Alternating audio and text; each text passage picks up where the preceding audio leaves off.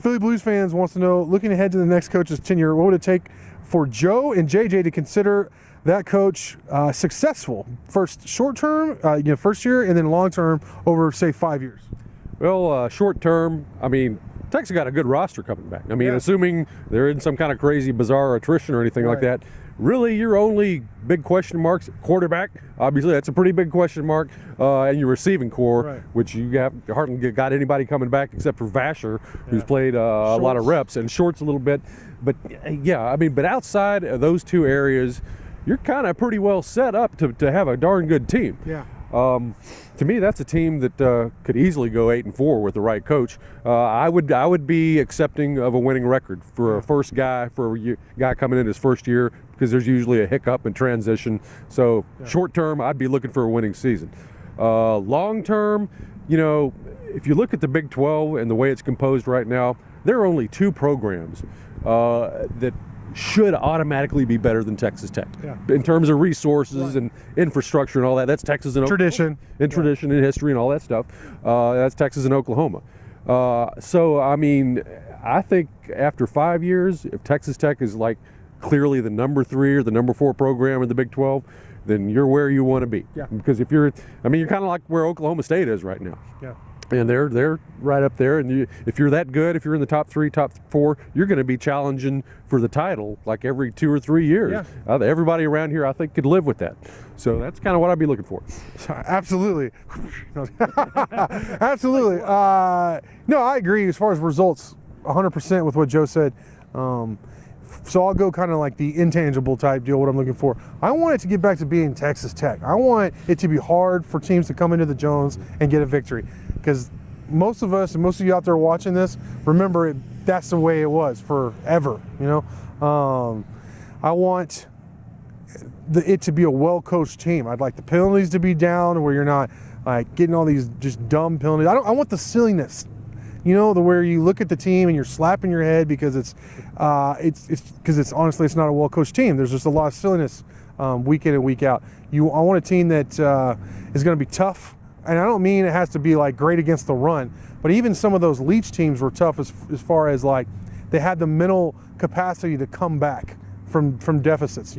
Like those teams, for example, and then even Spike Dykes was tough. His teams were tough as far as teams not wanting to come in here and play, or as far as being a hard-hitting team. But then those Leach teams could at least come back from deficits. So, we're not seeing any of that right now. We're seeing teams figure out ways to lose. And I'd also like to see a team shock a team that they're not supposed to every once in a while, like Tech was known for every year. No matter the coach I saw, it was seemed like every year. Even under Tuberville, there was a shock factor. When you go up to Norman and beat, a team that hadn't lost there in like 4 seasons or 5 seasons, whatever it was. So that's been lost over these 5 years. I can't remember you really winning a game that you just weren't supposed to, other than maybe Arizona State in 2013. And I think they just mailed in the Holiday Bowl. So I want to see that. I want that to happen. That's what I'm looking for, at least initially, from a new coach. Jay Plains wants to know if Joe Wallace is still with the team. He said he has not seen him on the sideline the last few games. Yes, I saw him relatively recently within the last week, and then I also double-checked with Texas Tech for you. Yes, he was up at the facility today, or Wednesday, I should say. All right.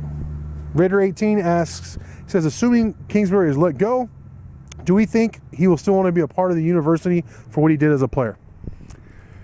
My gut feeling is there's going to be some hard feelings to begin with. Sure. I mean, and I don't blame him, and the other way around too. Yeah, he's not going to be happy, and I would expect there to be some bad blood, and there may be some stuff coming out. He may have some fairly harsh things to say about the. I don't think Kingsbury will do that though. He's pretty classy, very classy. I don't think he'll do that. Yeah, we'll have to see on that. I wouldn't be surprised if there's a little bit of that, but.